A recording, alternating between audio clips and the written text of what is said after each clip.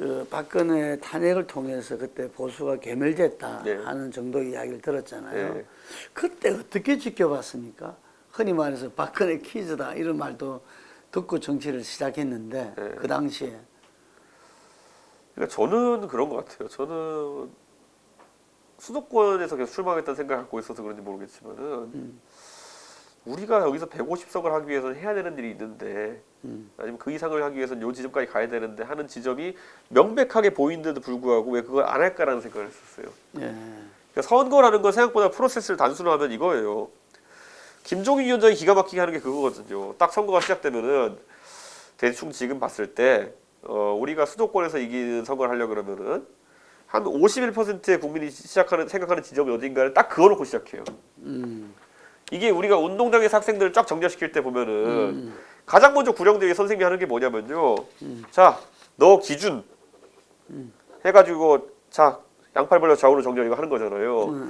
기준을 엉뚱하게 잡으면 운동장 난장판 나요. 가가지고 막 비좁은데 가서 거기서 널 펼치라 그러면은 난리 나거든요. 지금 대통령은 희한한 게 뭐냐면은 선거의 가장 기본이 뭐냐면 51% 기준을 합리적으로 판단해가지고 기준 좌우로 정렬해야 되는 거거든요. 근데 지금 기준이 저 끝에 가 있어요. 그러니까 저기 무슨 막 뭐 태극기 부대스러운 데 가가지고 거기 딱 기준 해놓고 좌우로 정렬. 나보다 왼쪽은 다 공산전체주의, 오른쪽은 우리 편 이렇게 하고 있거든요. 저는 이거는 선거는 둘째치고 기본적인 아침 조회 때 구령대 그 세우는 것만도 못한 지금 상황이다. 정렬이 안 돼요 지금 이렇게 가가지고는. 예. 그래서 제가 지금 묻고 싶은 건 그런 거죠. 네. 이 보수의 괴멸이 또다시 찾아올 수 있다 이런 이야기입니다. 네. 근데 박근혜 대통령의 그 기준 잘못 잡는 거는 저는 그분이 선거를 몰라서라기보다는 저는 그때 뭔가 사람 간의 관계를 풀어내지 못한 게 컸다. 예를 들어 유승민 의원에 대한 이유 모를 증오심 그리고 그때 유영아 변호사를 챙기기 위한 그 굉장한 이제 공천에 대한 압박. 그래서 김무성 대표가 결국 도장을 들고 날랐다는 게 뭐 실물 도장은 있었지만 어쨌든 그런 파동이 일어났던 게 많은 사람은 유승민 의원을 대구 동구에 공천 안 주기 위해서 김무성 대표가 그랬다 생각하는 것도 있지만은 물론 그것도 있겠지만은 실제로는 유영아가 송파을에 공천되는 건 내 눈으로 못 본다가 김무성 대표의 입장이었거든요. 그러니까 저는 근데 뒤집어 말하면은 그건 충분히 대통령과 대표가 타협할 수 있는 지점이었거든요. 그런데 유영아 변호사에 대한 집착이 강했던 것이고 유승민 의원에 대한 증오가 심했던 것이고 이거잖아요. 그러니까 그런 건 오히려 특이한 그냥 기술적인 집착이었는데 이거는 선거에 대한 이해 자체가 약간 좀 다른 것 같아가지고 대통령이 물론 뭐 사람도 싫어하시는 분 많은 것 같지만은 평소에 다니는 사람 중에서 중간을 잡으신 것 같아요. 네. 대한민국 국민의 중간을 잡은 게 아니라 내가 평소에 관저에서 만나는 사람들의 중간 정도 잡은 것 같아요. 네. 이 정도면 중도야 이런 거. 네. 이거 굉장히 큰 문제입니다. 제가 봤을 때. 예, 그 이준석 대표가 그 대구의 출마 가능성을 계속 좀 시사하고 있어요. 네. 근데 대구가 이제 막 우리 말하자면 이른바 보수의 본거지인데, 근데 이제 거기 정치인들이 그 이전에 대통령들은 자기 힘으로 중앙에서 이렇게 했던 거지 지역에서 키운 지도자는 없다는 거거든요. 그래서 저는 대구에서 상당히 이렇게 지역으로 치자면 수성 이런 데서는 그런 분위기도 나올 수 있다. 이런 이 분위기는 들었었는데 실제로 그런 연장선상에서 대구 출마를 시사하는 거였습니까? 제가 진짜 예를 들어서 대구 출마를 염두에 두고 그리고 바로 이제 그 대구에 대한 준비를 하려고 했으면요. 가가지고 먼저 광역 도발을 하는 그런 말들을 하진 않겠죠. 제가 그때 가서 이제 처음 던진 멘트가 여기 치맥 축제 한다고 와봤더니만은 대구의 의원들은 뭐하는 사람들인데 주호영 대표 한 명 빼놓고는 코빼기도 안 비치냐. 이걸 먼저 했던 거거든요. 그렇게 먼저 갈구고 시작하진 않죠. 가가지고 인사나 다니고 있겠죠. 근데 저가 거기서 갈궜던 건 뭐냐면은 그 대구 국회의원 12명의 특징이 뭐냐면요. 기자들이 만나보면 다 자기는 공천받는다 그래요. 네. 그러니까 뭐 희한한 이유로 뭐 거기 보면 약간 망상 가까운 것도 있어요. 대통령이 나랑 술을 마셔줬다 뭐 이런 거. 근데 그건 다 아마 했을 거거든요. 근데 이런 그런 약간 근데 대통령은 제 생각엔 TK나 PK에서 자기 사람 많이 심으려고 할 텐데 그 자기가 죽기 전까지는 도살장 가기 전까지는 모르고 해피하게 사는 건 좋은데 뭐 제가 보기에는 안타깝죠 이제 보면은 예, 지금 그냥 비육 단계에 들어가 있는 건데 되게 안타까운데 그래서 저는 대구 의원들한테 한번 물어보는 거죠. 이거 뭐냐 이거 정치 지금 그러니까 민주당의 전라도와 국민의힘의 경상도는 완전 다른 게요. 민주당의 전라도는 적어도 80% 이상의 지역구에서 경선을 한다는 확신이 있어요, 그 사람들은. 그렇기 때문에 평소에 길을 쓰고 당원 모읍니다. 그리고 평소에 길을 쓰면서 동네에서 활동해가지고 인준 높이고 하거든요. 네. 근데 국민의힘의 대구 경선이나 공천이나 아니면은 그 부산공천은 거의 80% 확률로 경선을 안 한다는 거 알아요. 아니면 경선해도 맨날 이런 식입니다. 누굴 당선시키기로 작정하고 뭐 1등과 5등을 경선시킵니다. 2, 3, 4등과 컷오프하고. 그러니까 형해화된 경선을 해요. 그러니까 자기들이 너무 잘하는 거예요. 내가 경선을 통해서 들어온 게 아니라 내가 그 누군가의 낙점을 받아서 온 사람들이기 때문에 뒤집어 말하면은 아무도 경선을 예상하지 않는 거예요. 한다 하더라도 의미 없는 그런 형해화된 경선이 가능성이 높다 생각하고 있는 거예요. 그러니까 저는 약간 이분들이 편하게 정치를 시작했다. 그 뒤집어 말하면 지금도 이 사람들은 공천의 유일한 변수가 도살장 주인에 달려있다고 생각하는 것 같아요. 그래서 저는 이 문화가 바뀌지만 안 된다 생각해서 이제 대구에 계속 도발을 하고 하는 건데 저는 대구가 예전에 94년도인가요? 그때 한번 96년도 총선에서 자민련에게 8석을 몰아줬던 선거 한 번 그렇죠. 있습니다. 작년에 돌풍이 있었죠. 예. 저는 그때 대구가 한번 회초리를 든 뒤에 그 다음부터는 아무도 안 들고 있거든요. 저는 한번 그런 게 가능한지 한번 도발을 해봤습니다. 그때 박철원이 있었죠. 네. 그리고 이걸 봐야 되는 게 대구는요 다른 어느 도시와도 다르게 벼슬을 따집니다. 예, 제가 아까 자네는 종 몇 품인가 물어보는데 대구라고 했잖아요. 대구 의원 12명 보시면 이렇게 돼요. 자, 윤재호, 김용판 경찰청장 출신, 지방경찰청 출신이죠. 홍석준, 김승수, 김상훈 대구 공무원 출신이죠. 류성걸 그다음에 저기 추경호 기재부 차관 출신이죠. 네. 거기에 더해서 뭐 주호영 판사 출신, 그다음에 예전에 홍준표 있었을 때 검사 출신, 뭐 다 이래요. 그러니까 보면은 근데 이 특징이 뭐냐면은 검사든 판사든 지방 공무원이든 경찰청장이 다 공무원 출신이거든요. 공무원으로 그 자리까지 갔으면요. 처세는 장난 아닌 겁니다. 예, 처세는 장난 아닌 분들이에요. 예, 지방 공무원에서 국장까지 가셨으면은 아니면 행시 보셔가지고 부시장까지 가셨으면은 예? 저는 다 처세는 잘하시는 분들이라 봐요. 그러니까 처세가 최고 스킬인 분이기 때문에 지금 공천을 앞두고도 처세를 우선으로 삼는 거죠. 자기가 잘하는 거 해야죠. 근데 그게 지금 대구 정치의 비극이다라는 겁니다. 그래서 도발을 하고 있다. 예. 변화를 또 한편으로 촉구하는 거네요. 그렇죠. 예. 예. 그 보수 신당을 경험해봤잖아요. 네. 보수 신당을.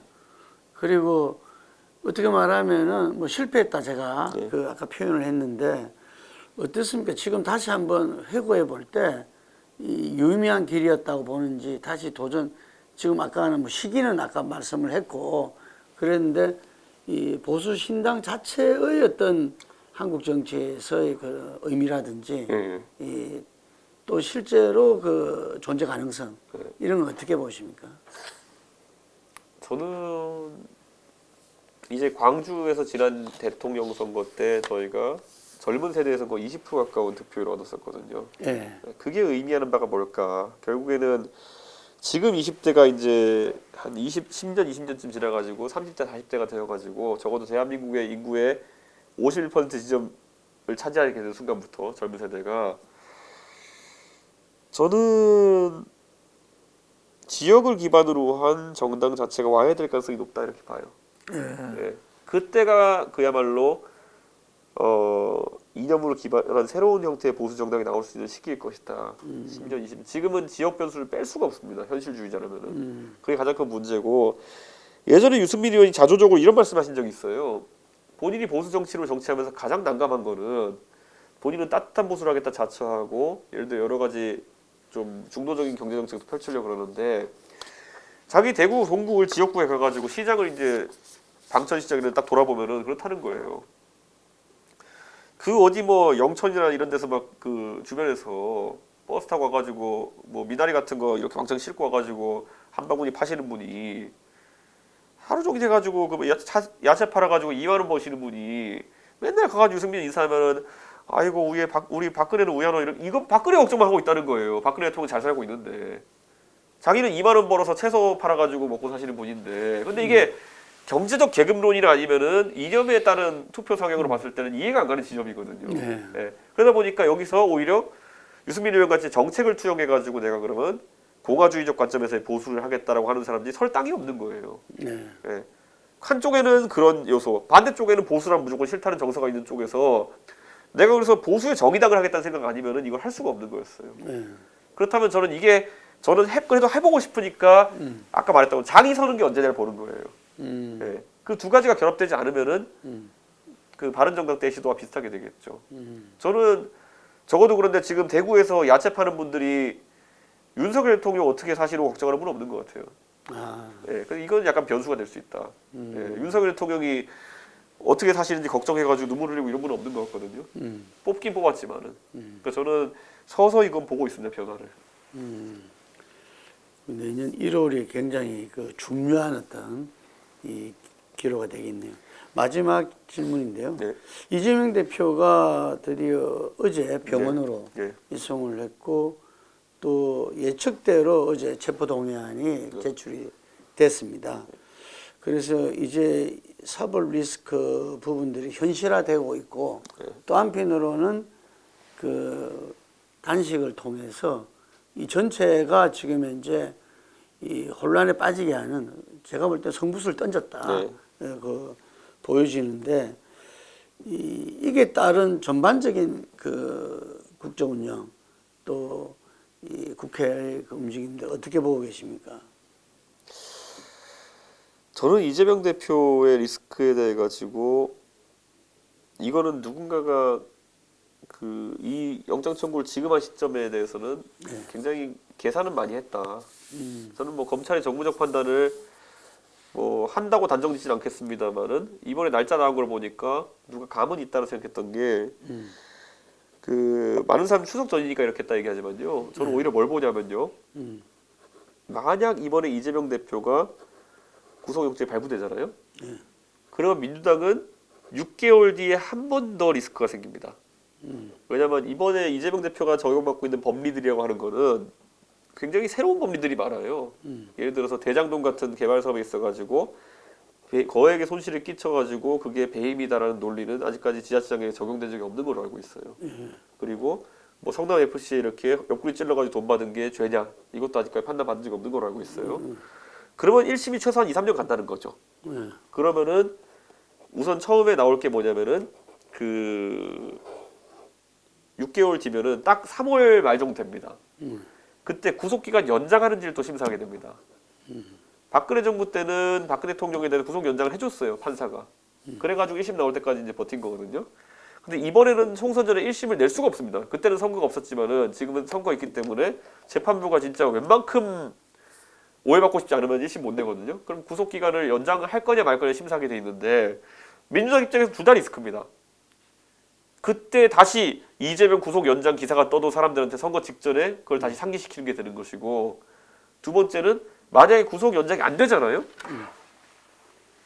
그럼 이재명 대표는 선거 한 20일 앞두고 나와가지고 5만 가지 얘기를 다 하는 겁니다. 나 억울하다부터 해가지고 지금 뭐 민주당에 보면 제발 조국 장관 조용해라 이런 분위기가 있는데 조국의 이재명의 쌍으로 이제 자기 억울하다 하고 다니는 겁니다 이제. 그럼 민주당에서는 당황스럽죠. 네.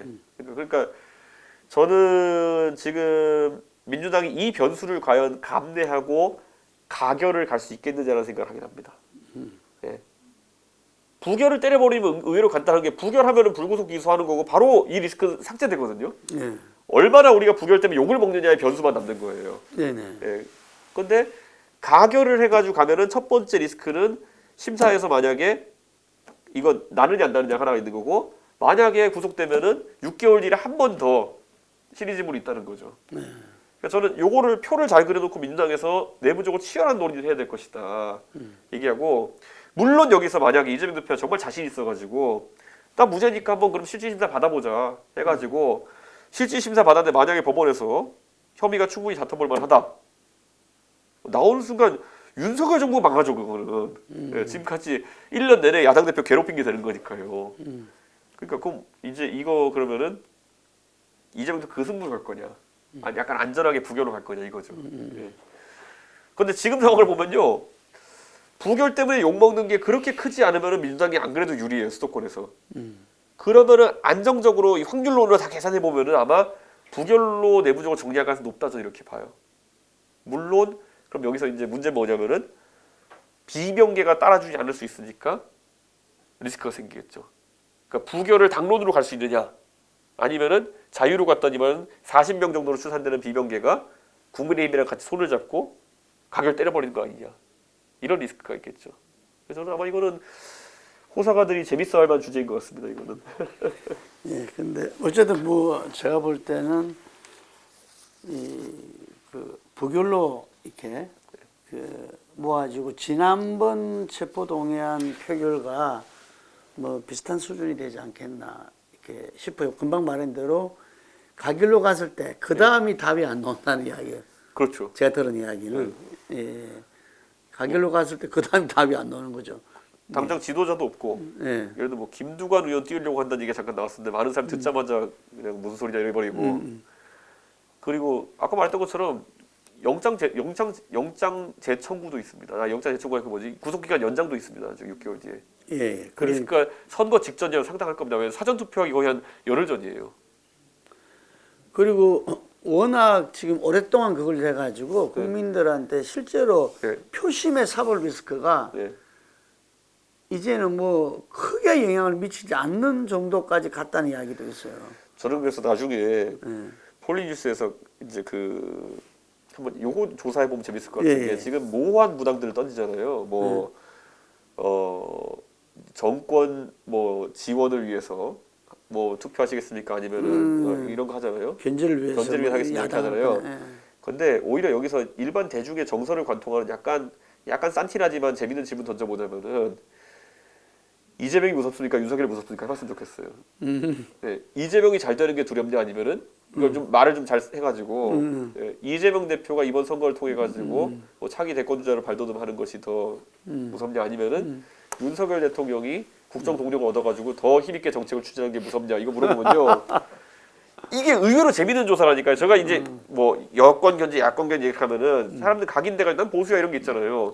딱 그렇게 구체적인 질문 들어가면요. 가만히 생각해 보니까 야 이것도 무서운데 이런 생각을 해요. 근데 저는 이런 게 제가 그냥 술자리에서 제가 친구들한테 물어보면 두 개가 달라요. 네.